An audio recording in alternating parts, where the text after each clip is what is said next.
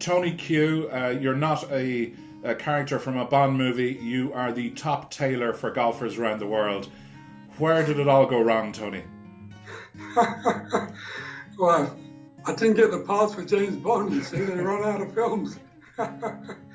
No, not at all. We're flying. But great success, particularly in America. You know, the Americans tend to love the lightweight, pure wool Italian fabrics that we use. And yeah, they're not afraid of being a little bit quirky. Sometimes I wish some of our Brits would wake up a little bit and get just as adventurous. I know that you have done other royalty like Samuel L. Jackson. You know, you've designed clothing for more major champions probably now. You know, back in the heady days, you know, you had G-Mac, you had Darren. Tell me about what they looked for in fashion.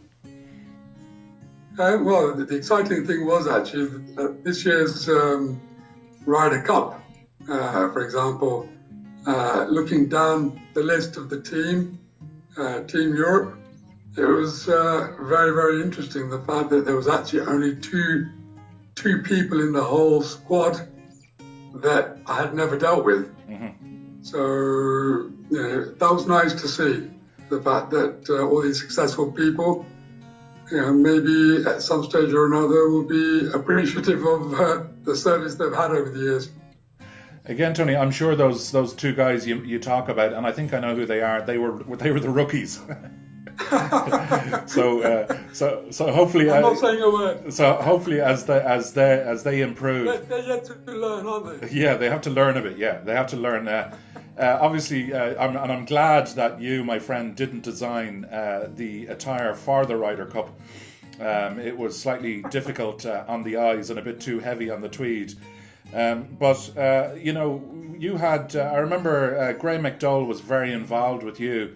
What did Graham look for in his fashion attire? You know, something with Graham at the time, obviously, and you know, he was a young lad, had a reasonable amount of success, but not to the level where he is now. And you know, he struggled with the supply that he was getting from previous brands that he was getting clothing from, and it was a bit of a mishmash. And you know, he likes his clothes, and I suppose this is the one downside of sort of sponsorships, where a player wears what he's given, primarily, or it used to be the case that they wore what they were given. You know, they'd get one box one day that maybe had 10 jumpers in it, and the next day there'd be 20 shirts, and they may not necessarily match. It was just somebody who just thought, we'll just send him these. The trousers we'd already sort of established.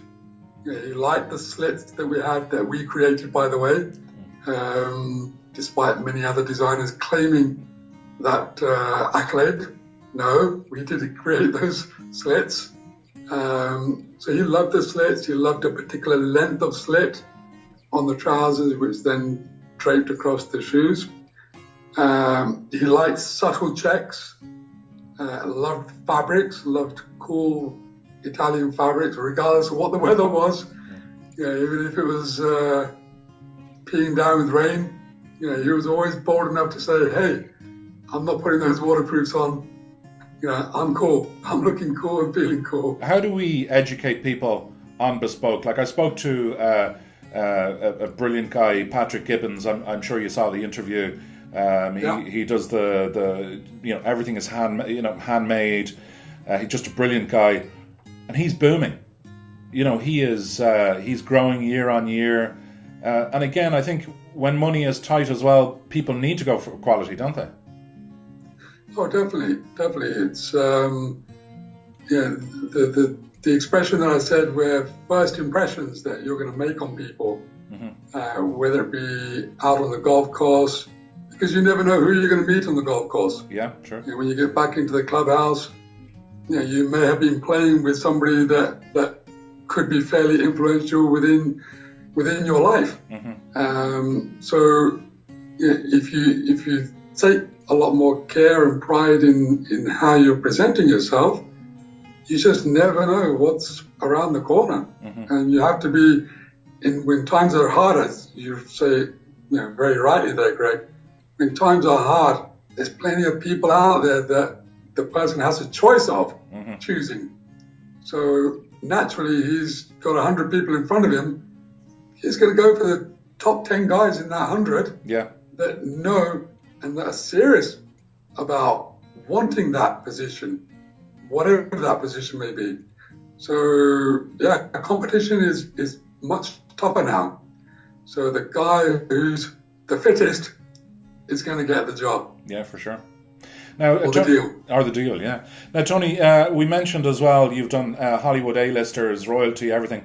It's funny, that should be the last reason to turn people off looking up your site and seeing how actually affordable, I shouldn't be saying this to you, but you know how affordable Bespoke is.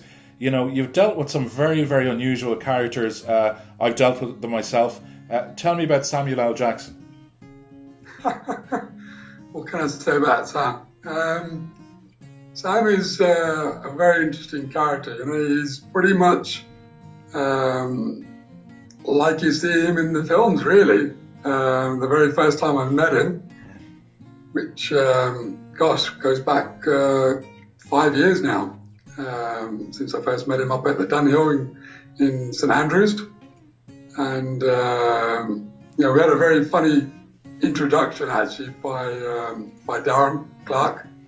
Darren introduced me to Sam in the clubhouse there at the Old Course Hotel, and Sam came over and he sort of said, so you're the guy who makes these funky pants that I keep seeing all these European tour guys wearing, which obviously I was pretty surprised that he had heard about me, and it was a pleasure to know that he knew who I was. So I sort of acknowledged the fact that yes, that was my fault, and I sort of returned the compliment by sort of saying to him, "Yeah, I think you're an actor, aren't you? Yeah. I think I've heard about you. You're a pretty good actor." And that broke the ice. He just cracked up in laughter, and we hit it off pretty well straight away. He called me back to the hotel that evening and said, I want to order some pants. He's got a few key charity events coming up, and I'd like to be able to wear your stuff because I think it's pretty cool. Fits in with my image, is his words.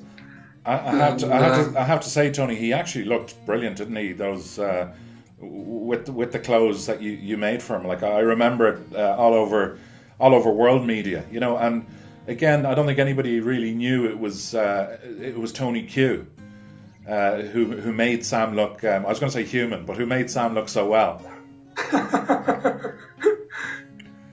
Better be careful what we say, just in case Sam does watch this. Yeah, we better, and I think he might.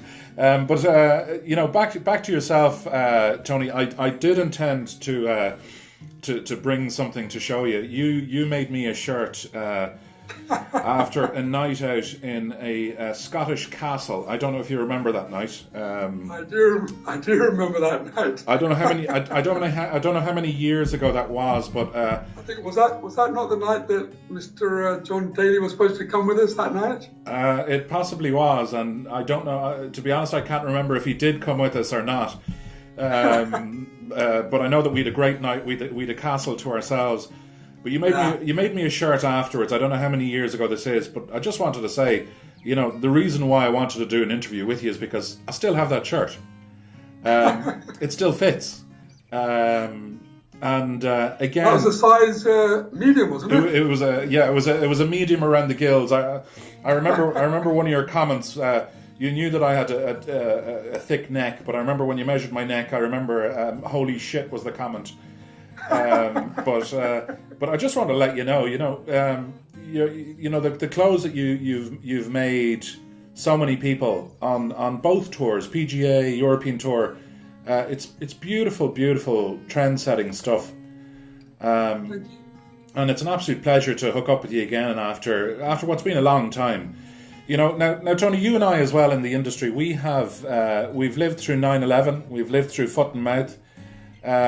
This most recent debacle, 2008, 2009. Oh, yeah. How can you give advice to people on how to survive? Yeah, in the golf industry? I think in the golf industry, or people who are thinking of starting a business, or there are things that happen in the world that no business college prepares you for. Why are you and I still here? Besides the fact that we probably have no choice.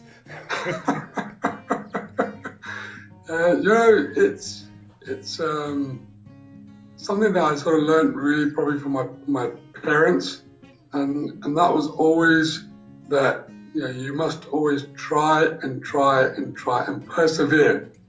Perseverance in life, there's always going to be highs and there's always going to be some lows, and it's the people who survive the lows and persevere during those lows. The highs will be around the corner again. It just has to happen. Yeah. But you have to be adaptable and flexible during that moment of lows. And you just have to be a bit like a chameleon, I suppose, in business, in that you have to understand, what is occurring and adapt to it. It's the people that don't adapt that maybe will be the ones that fall away. So adaptability, but also remembering your core values though. Don't lose your identity. That's the advice I suppose that I would give, and be strong. Well, Tony, that's superb advice as usual. I'd just close off to say thank you so much for sitting down with us today. It's my pleasure. Thank you for having me. It's been absolutely brilliant, and may your God go with you, Tony, whomever your God may be. Thank you, and you too.